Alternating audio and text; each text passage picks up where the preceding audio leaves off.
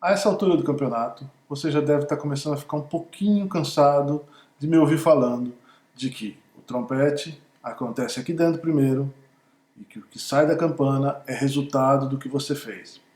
Eu sei, isso é um pouco filosófico até, mas assim, quando você entender como isso funciona, você vai dar um salto muito grande como trompetista. Nós partimos daquela frase dita anteriormente. O trompete é um amplificador e você é um instrumento. Sendo assim, tudo que sai do trompete, seja isso bom ou ruim, é resultado do que você pensou. É muito provável que você não se dê conta disso, mas toda vez que você toca, você pensa antes de tocar. Antes de soprar, você pensa. Pode ser que você pense em uma nota, pode ser que você pense num timbre, numa cor de som, numa dinâmica, numa frase musical. Pode ser até inclusive que você pense no jogo que está passando de futebol na televisão. Mas você pensa em alguma coisa. E aí o ponto que eu quero que você atente é, se você não tiver consciência do que você está pensando antes de tocar, você vai se tornar refém do acaso. Ou seja, toda vez que você tocar, pode ser que saia bom, pode ser que saia ruim, mas é uma questão de sorte. Olha só, mesmo quando você sabe o que vai tocar, ainda assim a gente tem uma margem de erro aí, o nosso famoso scroque, que dirá se você não sabe. Então, eu vou te dar aí 3 dicas para que você aumente a sua consciência na hora de tocar trompete. Tá? A minha primeira dica, e não é só para aumentar a sua consciência na hora de tocar trompete também não, na verdade é para mudar a sua vida como trompetista. Não é pretensão minha dizer que eu vou mudar a sua vida, mas essas dicas são fundamentais e fazem parte desse processo todo que eu chamei de concepção sonora, que vai te ajudar a se tornar um outro trompetista. Quando você entender que a música acontece aqui dentro primeiro, você vai deslanchar na sua carreira, certeza. Bom, vamos lá. Então, o primeiro passo desse método de concepção sonora, eu chamo de referência sonora, que é o quê? Que você crie uma referência sonora muito clara na sua mente, que é que tipo de som você quer produzir. Então, para que você tenha uma referência, é importante que você escolha um dos seus trompetistas favoritos. Digamos que você tenha vários. Eu tenho uma lista enorme de trompetistas que eu adoro. Eu não vou dizer que um é melhor que o outro. Mas eu digo, sim, que durante um período da minha vida eu tive um favorito. Eu escolhi um trompetista. Dos meus 15 anos aos 20 e poucos, eu escolhi Charles Schluter como referência sonora. Charles Schluter foi o primeiro trompete da Boston Symphony. Ele veio ao Brasil durante muitos anos. Eu fiz muitas aulas com ele e eu achava aquele som maravilhoso. O som dele é vivo ainda, então o som dele ainda é maravilhoso. E as gravações são fantásticas. Então o primeiro disco dele, chamado Entrada... Não, qual é o nome? Não me esqueci agora o nome do disco dele, mas eu ouvi muito, muito. Que tinha a entrada do Honegger, tinha Paul Hindemith, eu não lembro agora o nome do disco realmente, mas eu lembro do repertório. Tinha a entrada do Honegger, tinha 2 músicas de câmara do Robert Soderbergh, uma sonata do Hindemith. Era genial aquele disco. Eu colocava, assim que eu comprei, aos 15, 16 anos, eu colocava o disco em casa e ouvia, e tentava tocar igual o Schluter. É claro, eu nunca consegui tocar igual Charles Schluter, mas aquilo entrou dentro de mim. Aquela sonoridade, a maneira como ele respirava. Eu cheguei a copiar até o jeito como o Schluter mexia o óculos, para você entender como eu era aficionado por esse cara. Depois, quando eu comecei a dar aula, eu entendi como é que esse processo foi importante. É muito importante que a gente forme na nossa cabeça uma referência sonora. A gente aprende a falar ouvindo os nossos pais. Nós aprendemos idiomas ouvindo pessoas falando outros idiomas. Estilos musicais também, você vai aprender jazz, você tem que ouvir jazzistas. Você vai estudar música barroca, você tem que ouvir música barroca. Agora, o som, você para aprender um som, nada mais fácil para você aprender, o caminho mais fácil é que você ouça um som. Agora, se você ouvir inúmeros sons distintos, é muito provável que você monte aí um som meio Frankenstein, uma coisa meio bagunçada. Então eu aconselho que a primeira coisa que você faça agora é escolha um trompetista favorito e ouça-o muito. Hoje em dia a gente tem Spotify. Então eu fiz recentemente, na minha pesquisa de doutorado, eu tenho pesquisado vários solistas, né? E aí o que eu faço? Eu estou pesquisando um solista tal, eu coloco lá de música de fundo, eu não sou muito fã de música de fundo, mas às vezes eu deixo Maurice André. E aí tocam todos os CDs do Maurice André, imagina, são mais de 100 discos. Timofey Dockschitzer, boto lá e passo o final de semana, às vezes a semana ouvindo só Timofey. Isso tem me enriquecido muito. Mas antes que você comece a ouvir muita gente, primeiro pega isso aí, essa dica que eu estou te dando. Escolhe o seu trompetista favorito, vai no Spotify ou no YouTube e ouça-o muito. De repente, se são muitos CDs, escolhe um CD só e decora esse CD. Pensa como é que o cara respira, quer dizer, pensa não, analisa como é que ele respira, analisa a sonoridade, as cores, o fraseado, tudo que ele faz.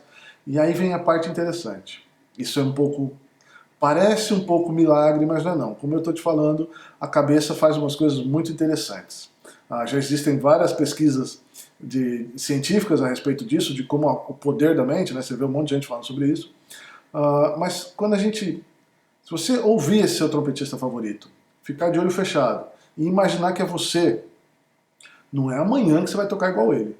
Mas durante um tempo, se você fizer isso, o seu cérebro vai começar a buscar formas de que seu corpo reproduza esse som, pelo menos parecido, ou como eu disse, você vai ter uma referência de som. Tá? Então a dica número 1, eu sei que eu me alarguei um pouco, mas como eu te falei, esse assunto é muito importante. Referência sonora. Lá no final dessa aula a gente faz um resuminho. A dica número 2, esse é mais estranho ainda. Você deve ter ouvido falar de som escuro, som brilhante, som quente, som frio, som doce, som macio. Né? Tem vários termos para isso. Né? E não sei se você já parou para pensar sobre isso, mas um som, não tem como um som ser escuro. O ouvido não vê.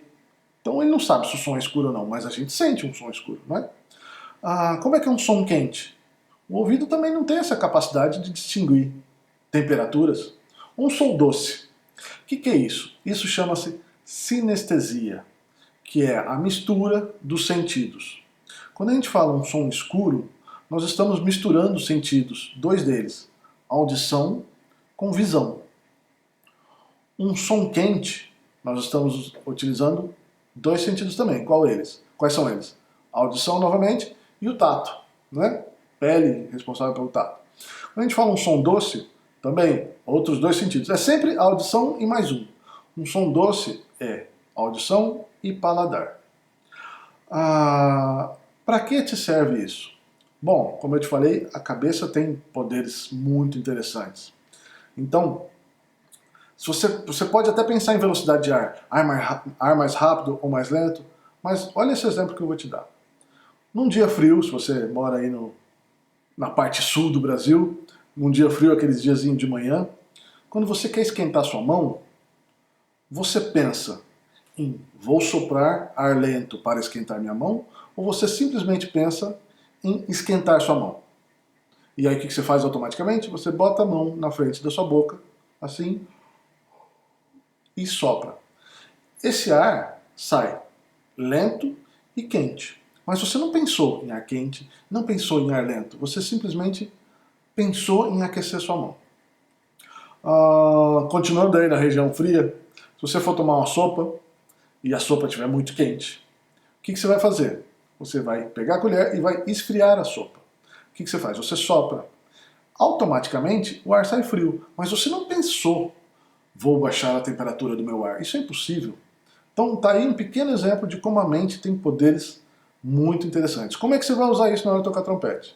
Simples. No seu estudo diário de sonoridade, a gente está falando aqui sobre você montar a sua concepção sonora, lembra? Então, além de ter uma referência de um grande trompetista, uma outra forma de você moldar a sua sonoridade é você pensar em cores, em temperaturas, em gostos. Então, por exemplo, você pode produzir um som quente. Eu gosto. Na maioria das vezes eu gosto de pensar sempre num som muito quente, muito macio, agradável. Às vezes eu penso num som redondo. E isso me ajudou a formar a minha concepção sonora. também a gente vai falar lá na frente sobre sonoridade, isso é um pouco ligado a isso, mas sonoridade já é o processo dentro do instrumento. Eu estou falando antes de você começar a soprar, você vai pensar em cores, em temperaturas, em sensações, um som calmo, ou um som raivoso, ou um som estridente, né? Tudo que você pensa, o corpo tende a tentar processar uma forma de produzi-lo, tá? Então já, segunda dica aí, um nomezinho estranho, depois você pode procurar na internet, chama-se sinestesia, que é a mistura dos sentidos. Agora, a última parte, essa é a mais interessante, eu não deixei para o final, não escolhi uma ordem entre esses três fatores não, mas uma vez eu perguntei para o Charles Luther o que ele faria com alguém que nunca tinha tocado trompete e quisesse aprender trompete. A resposta dele me surpreendeu. Ele falou assim, olha, a primeira coisa eu indicaria essa pessoa para que estudasse 2 anos de solfejo e canto coral. E eu fiquei, nossa, mas... E daí, lógico, que eu comecei a refletir sobre isso, e segundo essa teoria de que tudo que sai do trompete começou aqui primeiro, é fundamental que você tenha noção das alturas das notas, da relação de intervalos, da afinação. Quanto mais você souber isso, você não precisa se tornar um cantor como o Pavarotti ou o Plácido Domingo. Mas é importante que você consiga cantar uma quinta, razoavelmente afinado, que você tenha a noção dos intervalos de sétima, de quarta aumentada, de segunda maior ou menor. Então, assim, quando eu falo em solfejo, você pode se aprofundar na aula de percepção que você tem no conservatório ou na faculdade, ou busque, tem livros para isso, existem aplicativos de percepção que são muito interessantes. Aprender a cantar, olha, eu nunca tive aulas de canto, exceto assistir algumas masterclass, mas eu canto, e canto mal, só que assim, toda vez que eu vou tocar, antes de tocar, eu me certifico de que eu sei o que estou fazendo via cantando. Porque quando eu canto, eu entendo, por mais que minha voz seja essa voz maravilhosa, eu entendo que se alguma coisinha estiver fora do lugar aqui dentro, o trompete vai reproduzir fora também. Né? O trompete, em geral, ele não me ajuda a tocar, ele só faz com que eu reproduza o que está aqui dentro. Então a última dica é, aprenda a cantar. Ou canta escondido, mas trabalha a afinação, trabalha essa relação de intervalos, aprenda solfejo. E aí, indo mais além, quanto mais você se aprofundar em questões teóricas, musicais, aprender sobre harmonia, aprender a história da música, tudo isso também vai te ajudar. Essa última fase aí que eu te falei, como resumir como canto e solfejo, você pode adicionar um pouquinho mais ainda de se aprofundar teoricamente. Então, para a gente encerrar essa aula que ficou um pouco maior do que as outras, mas lembra que eu falei, essa é, sem dúvida, a aula mais importante, que é você compreender a sua concepção sonora, formar a sua concepção sonora. Então, para você fazer isso, você vai escolher o seu trompetista favorito. Você vai começar a pensar nessa relação de sinestesia, nas cores, nas temperaturas, como é que você quer o seu som, como é que você deseja soar. E a terceira coisa, você vai aprender a cantar, vai aprender solfejo. Tá ok? Bora lá para o próximo vídeo. Abração.